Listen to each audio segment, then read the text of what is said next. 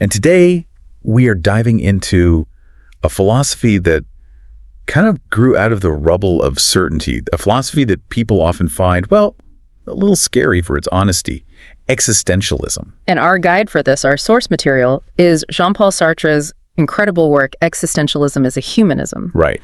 And this isn't some, dense academic text just for philosophers. It actually started as a public lecture. He delivered it in Paris in 1945. And that context, that's everything. It is. Just think about where Europe was in 1945, emerging from just sheer devastation, the moral collapse of World War II. All those Enlightenment ideals about human progress and reason, they had completely failed. Totally. So if God was dead, and reason wasn't the answer, what was left? Where could humanity even stand? So this book is not just a book, it's a defense. It's intensely polemical. Sartre had a mission here, really a dual mission. First, he had to clarify what existentialism even is. Because the word was just being thrown around for anything sort of gloomy. Exactly, it had become fashionable. And second, he wanted to defend it as a doctrine that's actually true to humanism. He wanted to take the fear out of these huge concepts like liberty, responsibility, anguish. Abandonment, despair, all the big ones. All of them. He needed to show that these aren't chains, they're not limitations. They're actually the very preconditions for real human freedom. Okay, so before we unpack Sartre's defense, we should probably set the stage. These ideas didn't just appear out of nowhere.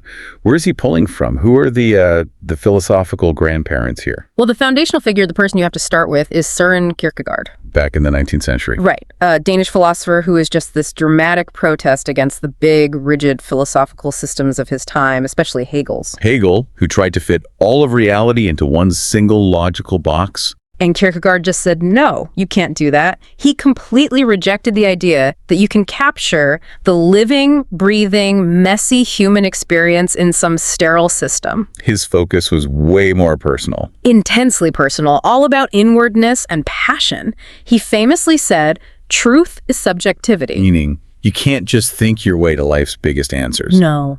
The big dilemmas, faith, love, fear, choice, they require a leap. An authentic personal commitment.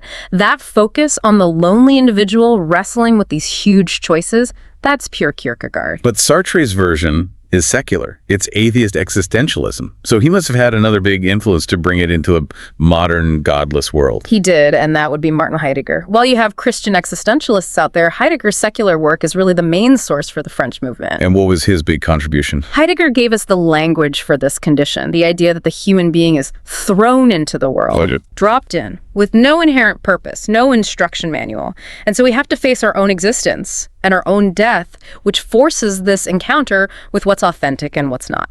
So if Kierkegaard gives him the passionate individual, Heidegger gives him the vocabulary of the thrown person who has to create their own meaning. That's a great way to put it. So our mission today is to follow Sartre's lead. We're going to cut through the noise, look at the big criticisms that were thrown at this philosophy, and really see how his definitions of existence, liberty, and responsibility add up to this complete, unapologetic defense. Let's do it. Okay, chapter 1. The reproaches against existentialism. Let's start with why this lecture was even necessary.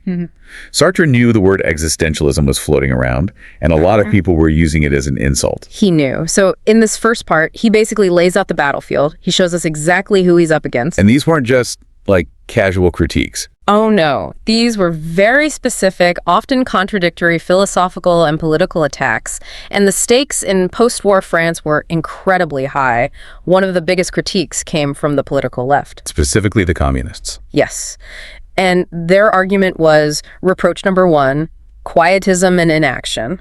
They saw it as this self-indulgent bourgeois philosophy. Their critique was pretty simple and pretty devastating. They said, look, if existentialism says man is only defined by his own subjective choice, and there's no grand historical force like the proletarian revolution working toward a better future, then why do anything at all? Why bother with political action? Exactly. If every solution is barred, if you have no objective basis for choosing one path over another, then action is pointless. They saw it as a contemplative philosophy, something that invites you to just sit back in passive despair. So they were basically accusing him of being an intellectual defeatist, giving people a fancy excuse to just sit at home and think deep thoughts while others were out there fighting for real material change. That's precisely the charge. And Sartre has to counter this idea that his philosophy is just doom and gloom. And he insists, it's not pessimistic in any practical way. It does protest against excessive optimism. The kind of naive belief that humanity is just naturally getting better and better. Right, or the kind of naturalism you see in a writer like Zola, where people are just products of their environment. He protests that, but then he flips the script. He turns the charge of pessimism into a radical form of optimism. Yes. He claims his philosophy is, at its core, built on the profoundest optimism. Because it places the entire future, the entire definition of what it means to be human squarely on our own shoulders. There's no external force, no determinism that's going to save you or define you. The future is a clean slate, and it's only available through human action. Okay, so that's the critique from the left. But then, from the other side, from the right, he gets reproach number 2. This came largely from Catholic and other conservative critics, and their argument was that existentialism focuses only on the emphasis on the vile and sordid. That it's obsessed with the ugly side of humanity. Yeah, that it just underlines what's base and vulgar and ignominious about our situation. It's always talking about torment and flawed characters, and it neglects the brighter side of human nature. This is where that famous complaint about the infant smile comes from. Right. They're saying, hey, Sartre, what about the simple, pure goodness of a child? You're ignoring that. And even more, by denying God and fixed moral laws, they argued existentialism denies the seriousness of human life. If everything is permitted, then nothing really matters. Exactly. It's all just nihilism. Okay, so we have the political critique and the moral critique. And then there's the third one, the purely philosophical objection. This one challenged his very starting point, isolation and subjectivity. Because he starts with Descartes, right? I think, therefore I am. Yes, the cogito. He grounds his entire philosophy in the absolute certainty of one's own consciousness. And the critics said, well, that's a trap. That leads you straight to solipsism. To being stuck inside your own head. The individual ego remains totally isolated. If everything begins with my subjective experience, how do I ever prove that you or anyone else is real? How do I escape the prison of my own self? Wow. So he's got his work cut out for him. He has to show his doctrine isn't depressing, isn't immoral, and isn't isolating. And his big defense, his ultimate claim, is that existentialism is the one philosophy that makes human life possible, that affirms every single action and roots everything, paradoxically, in a profound human connection. And to do that, he has to start by completely redefining what a human being is. Which brings us to chapter 2, the core thesis. Existence precedes essence. This is it. This is the philosophical foundation. It's the one simple, radical belief that unites all existentialists, whether they're Christian or, like Sartre, atheistic. Okay, let's really break this down, because if you get this, you get the whole philosophy. Yeah. To understand existence precedes essence, you first have to understand the traditional view it's replacing. You do. The traditional view is essence precedes existence. And that applies to pretty much everything we make. Exactly. Sartre gives this perfect, concrete example. The paper knife. Okay. If an artisan wants to make a paper knife, they start with a concept, right? A definition, a formula, a blueprint. The idea of the knife comes first. The idea, its essence, is determined before the object actually exists. The production just follows the formula. Essence precedes existence. And for thousands of years, that same framework was applied to human beings through the idea of a creator God. Precisely. If you believe in God, then God is the supernal artisan, and God knows exactly what a human being is supposed to be, just like the craftsman knows what the paper knife is for. Our human nature, our essence, exists in the mind of God before we're ever born. Essence precedes existence. Right. And what's fascinating is that this idea of a fixed human nature stuck around even after a lot of philosophers in the 18th century stopped believing in God. People like Diderot, Voltaire, Kant. They rejected God, but they held on to this comforting idea that there was still some universal, shared, fixed definition of what it means to be human. So even after the Enlightenment tried to kill God, they kind of kept the ghost of a divine blueprint around and just called it human nature. That's a perfect way to put it. But atheistic existentialism is founded on this radical break. If God does not exist, then there is at least one being whose existence comes before its essence. And that being is man. Man first is. Man first is. He just shows up, he encounters himself, he surges up in the world, and only defines himself afterwards. So there's no pre-existing self. No blueprint in heaven or in our DNA that tells us our purpose. None. Man starts as nothing. A pure possibility. He is simply what he wills himself to be, what he conceives himself to be after he already exists. Okay, that shifts the responsibility entirely. I am the definition of me. That's the first principle. Yeah. Subjectivity. But that still sounds really individualistic. It sounds like it leads right back to that critique of isolation. It does. So how does Sartre get from my personal subjective choices to this horrifying weight of universal responsibility? This is the move. This is the crux of the whole moral system. He says the deeper meaning of subjectivism is this. When a man chooses for himself, he is choosing for all men. Hold on. If I choose to have, oatmeal for breakfast instead of eggs, I'm not legislating breakfast for all of humanity, am I? Where's the line? Right. It's not about trivial choices. It's about choices that define a fundamental value, a way of being. Okay. If your choice implicitly affirms a value like honesty or commitment or a political belief, then you are saying in that moment, this is what a human being ought to do in this situation. You are creating an image of man that you believe is valid for the entire epoch. So every major decision that defines my character is setting a moral precedent for the entire species. That raises the stakes immensely. The responsibility covers mankind as a whole. And Sartre gives very concrete examples. Think about a worker who has to choose which trade union to join. If he chooses a Christian trade union over a communist one, he is implicitly saying that this kind of resignation and commitment is the ideal relationship between a worker and society. He's choosing for everyone. If he chooses to get married and have children, he's implicitly affirming the value of monogamy and that specific family structure for all of humanity. So I am constantly legislating the ethical world with my actions. The weight of that thought alone, it's got to be paralyzing. It is terrifying, and that feeling leads us directly into chapter 3, and the 3 psychological states that define someone who truly understands this radical freedom. The 3 states: anguish, abandonment, and despair. These are words that get thrown around a lot, but for Sartre, they have very, very specific meanings. Highly specific. They describe what it feels like to be aware of this profound responsibility without any external justification to fall back on. Okay, let's start with 3.1, anguish. This isn't just being anxious or stressed out. No, existential anguish is much deeper. It is the feeling of complete, inescapable, and profound responsibility. It's not the fear that I'll fail. It's the fear that I'll choose wrong for everybody. That's it, exactly. It's the feeling that hits you when you realize you're not just choosing for yourself, you're legislating for all of humanity, and you're doing it without a moral guidebook. And this isn't some abstract idea. Sartre says this anguish is pure and simple, well known to all those who bore responsibilities. And he uses the example of a military leader to illustrate this. Why is that the perfect example? Because a military leader has to make a choice, an order, a tactical move that will directly affect the lives of 10, 20, maybe hundreds of men. Right. He has to interpret his general orders, but then he has to choose one specific path out of a whole bunch of terrifying possibilities. He can't call up a higher command and ask, is this the one objectively correct choice? He has to choose it as an example of what a good leader should do.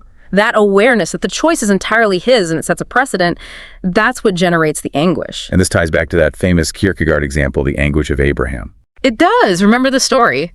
An angel commands Abraham to sacrifice his son Isaac. The anguish for Kierkegaard isn't just the pain of losing a son. It's the uncertainty. It's the epistemological terror. How could Abraham know it was really an angel and not a delusion, a hallucination, or the devil testing him?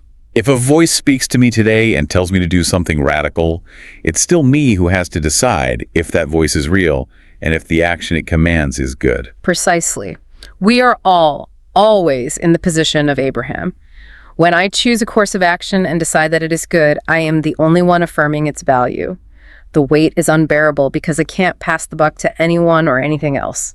And trying to escape that burden, trying to escape the anguish, is what Sartre calls self-deception or mauvaise foi. Bad faith. Bad faith. Bad faith is lying to yourself about your own absolute freedom. It's when people try to hide from their anguish by saying things like, well, what would happen if everyone did this? And then they quickly add, but of course not everyone will, as a way to shrug off the universal responsibility. Can you give us a more modern, everyday example of bad faith? Sure. Think about someone who hates their job but says, I can't quit. I'm just not a risk taker. It's not in my nature. Okay. Or a person who cheats on their partner and says, it wasn't my fault, I was drunk, it was the situation. In both cases, they're pretending that their essence, their fixed nature, or some external force comes before their existence. They deny that they could have chosen otherwise. They're fleeing from their own freedom. Sartre says you must always ask that question, what if everyone did this? and face the answer. The person who makes excuses is committing the only real moral crime in this universe. Okay, that clarifies anguish. Now let's move to 3.2. Abandonment. This one is tied directly to his atheism. It is. Abandonment is the recognition that God does not exist, and as a result, man is abandoned, left alone, without excuses. No creator means no divine blueprint. There's no intelligible heaven full of pre-made values waiting for us to discover. So that whole 19th century project of trying to create a secular morality, that was doomed from the start. Completely flawed. You had these French professors around 1880 saying, okay, God is a useless hypothesis, let's get rid of him. But we have to keep the values, honesty, marriage, monogamy, as fixed principles. They wanted the morality without the moral lawgiver. Yes, the ethics without the ultimate source of ethics. And the existentialists say that's totally incoherent. If God does not exist, then you have to start with what Dostoevsky said. If God did not exist, everything would be permitted. So we are condemned to be free. We didn't create ourselves, but we're still responsible for every single thing we do. This lack of moral guardrails must be crippling when you face a real dilemma. It's a condemnation to invent. You have to invent your own way. And this leads to that famous, powerful story of the pupil's dilemma, which just perfectly shows how every established moral system breaks down in a real high-stakes situation. Remind us of the dilemma he faced. This young man came to Sartre for advice during the war. His brother had been killed by the Germans in 1940, and he was torn between two mutually exclusive but very noble choices. What were they? First, he could leave and join the Free French forces in England, avenge his brother, and fight for the collective good of his country. Or, second, he could stay home with his mother, who lived only for him. Her husband was a collaborator, and she was devastated. Her son was all she had left. Wow. Duty to the nation versus duty to the individual loved one. A classic conflict, and no moral system gives you a clear answer. Christian doctrine says love your neighbor, but who is your neighbor here? Who do you love more? Kantian ethics says treat people as an end, not a means, but which is the greater end? The military struggle or the care for his mother? They just give you general rules. General maxims that don't help in this specific concrete case. The people thought maybe his feelings, his love for his mother, should be his guide. But Sartre challenged that. Sartre pointed out that our feelings are not objective guides. They are formed by our actions. If you stay with your mother, your actions of care will make that love concrete and real. If you leave, that feeling might change into regret or something else. The choice defines the feeling, not the other way around. So the pupil was completely free. He had to invent his own law. He had to. And what's more, Sartre says even choosing an advisor is already a choice. If he had gone to a priest, he knew what kind of advice he'd get. By coming to Sartre, he sort of knew what he would hear. Sartre just affirmed it. You are free, therefore choose. That is to say, invent. That radical commitment to action brings us to the third state, 3.3, despair. Now, if we have to invent our own morality, does despair just mean giving up all hope? It's not nihilistic pessimism. Existentialist despair means we must limit ourselves to relying only on what is within the scope of our own will.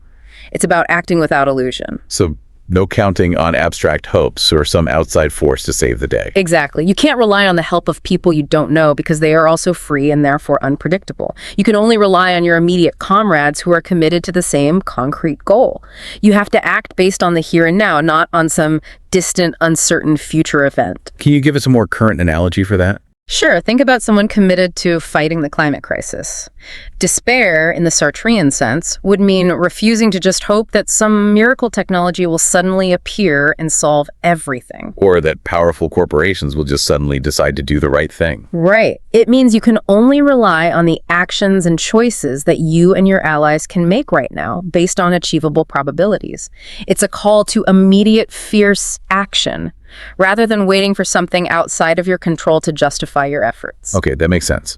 And that intense focus on immediate, concrete action is Sartre's ultimate answer to that initial communist critique of quietism. It is. Chapter 4 is all about this. It confirms that existentialism is an ethic of action and realization. It's not passive at all. In fact, it's the exact opposite, because he says reality only exists in action. He states it so clearly. Man is nothing else but what he purposes. He exists only insofar as he realizes himself. He is therefore nothing else but the sum of his actions, nothing else but what his life is. That just obliterates the whole idea of, potential.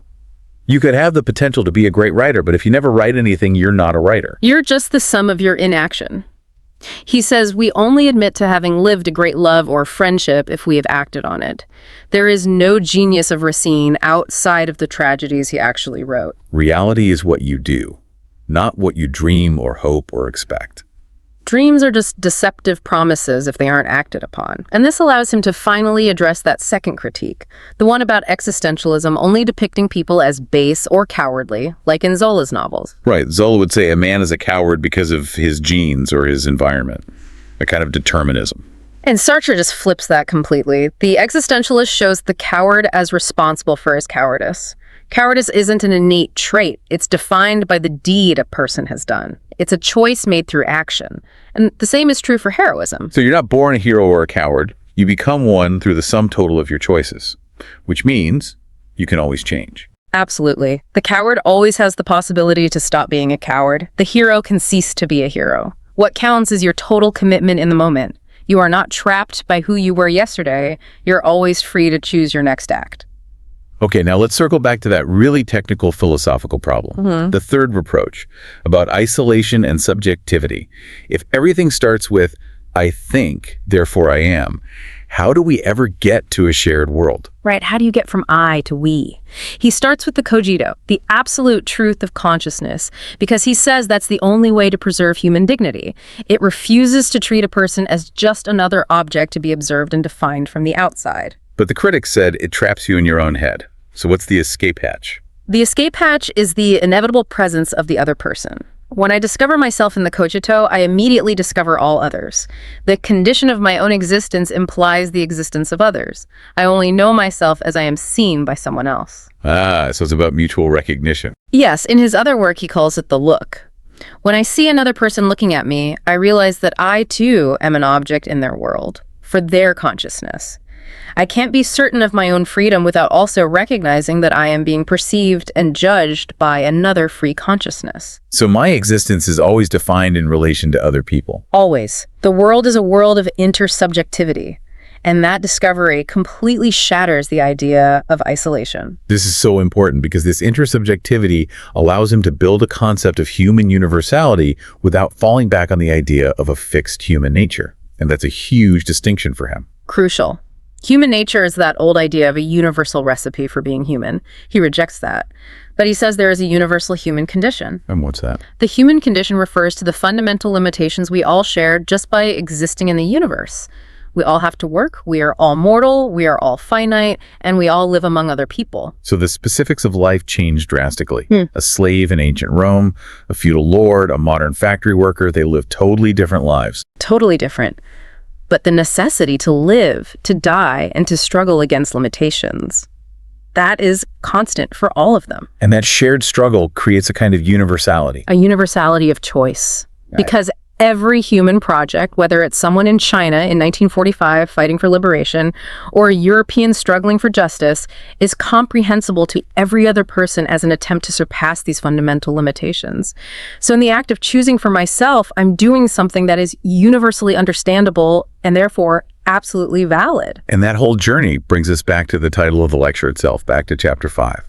Existentialism is a humanism. Yes. Now, he has to define what he actually means by humanism, because he knows that word has been used and abused. And for him, the core of it is the absolute character of free commitment, the way a person realizes himself by realizing a type of humanity. And he emphasizes again that you can't escape choice. You can't. Even choosing not to choose to be passive is still a choice. You're choosing to be a person who avoids responsibility, and that choice legislates for all mankind just the same. To make this process of inventing our own values a bit more concrete, he compares moral choice to making art. It's a beautiful analogy. Creating morality is an act of invention, just like painting a picture. An artist doesn't have a set of a priori aesthetic rules telling them what to do. The artist invents the painting as they create it, and the final coherent whole is exactly what they decided it ought to be. We're all artists, sketching the moral landscape of humanity with our choices. That's the idea. But, okay, if we're all just inventing our own moral rules, that brings us back to that very persistent objection, the problem of judgment. If there are no fixed standards, how can we ever say someone's choice is wrong? Isn't just total chaos? Right. The objection is, You can't judge others because there's no reason to prefer one choice over another. And Sartre actually concedes part of that. He agrees we don't believe in external fixed values or some grand idea of progress, but he insists we do judge. So if the content of the choice is totally free, what is he judging? He judges one thing and one thing only: self-deception, mauvaise foi.